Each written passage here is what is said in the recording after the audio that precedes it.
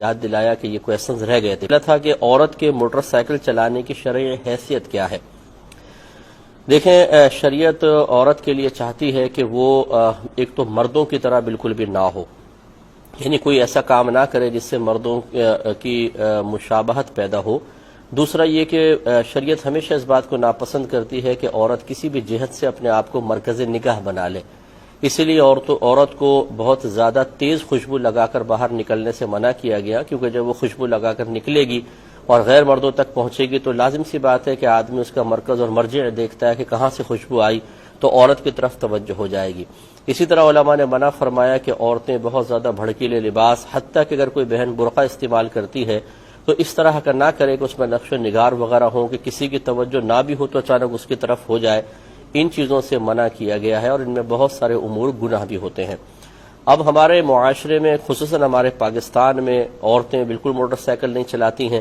یہاں گاڑی چلا رہی ہوں تو میں نے دیکھا ہے کہ لوگ جھانک جھانک کے دیکھنا شروع کر دیتے ہیں کہ یہ ایک عورت گاڑی چلا رہی ہے، موٹر سائیکل تو ویسے نہیں چلاتے۔ اب جب عورت چلائے گی لازم بات ہے کہ ہر ایک کی مرکز نگاہ بنے گی، پھر مطلب شرارتی قسم کے لوگ یہ ہو سکتا ہے کوئی سائیڈ مار دے، کوئی کچھ کر دے، اور پھر وہ ایک تماشا جو بنے گا وہ بھی آپ کے سامنے ہے۔ اور پھر یہ کہ یہ موٹر سائیکل جو ہے خاص مردانی وضع کے لیے آپ کہہ سکتے ہیں، اور جس طرح عورتیں موٹر سائیکل پر بیٹھتی ہیں ویسے بیٹھ کے چلانا پاسبل نہیں ہے، لازمات ایک پاؤں ایک پاؤں ادھر کر کے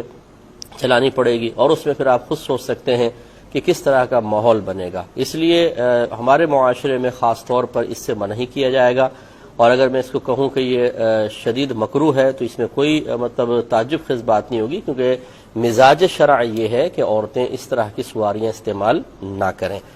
ایک ہمارے کالر ہمارے ساتھ ہیں۔ السلام علیکم۔ لائن ڈراپ ہو گئی ہے، تو یہ خلاصہ کلام یہ ہوا کہ ہماری بہنیں جو ہیں وہ یہ موٹر سائیکل کی سواری، چونکہ یہ ایک ایسی سواری ہے جو خاص مردانی وضع کے لیے ہے، اور اس میں عورت لوگوں کی، مردوں کی نگاہوں کا مرجع بنے گی، اور پھر شرارتی قسم کے لوگ اس طرح شرارتیں کر کے، اور پھر ہمارے ہاں قانون کا تو آپ کو حال پتہ ہی ہے کہ بعض اوقات کچھ بھی نہیں ہو پاتا ہے، اور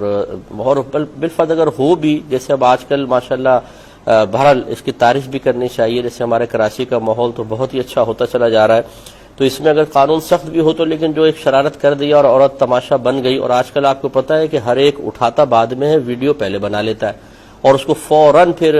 اپلوڈ کر دیا جاتا ہے، ایک لمحے کے بات ہے، ہر ایک کے پاس انٹرنیٹ ہے، تو اس میں پھر ایک عورت کا تماشا بن جانا یہ قطعاً غیر مناسب ہے۔ تو ایسے امور کو اختیار کرنا کہ اس قسم کا ماحول بعد میں بنے، یہ شریعت اس کی اجازت نہیں دے گی۔ تو میں اس کو ناجائز حرام نہیں کہہ رہا ہوں، لیکن بہرحال یہ کراہت کے درجے میں ضرور ہے، اس سے اجتناب کرنا چاہیے۔ یہ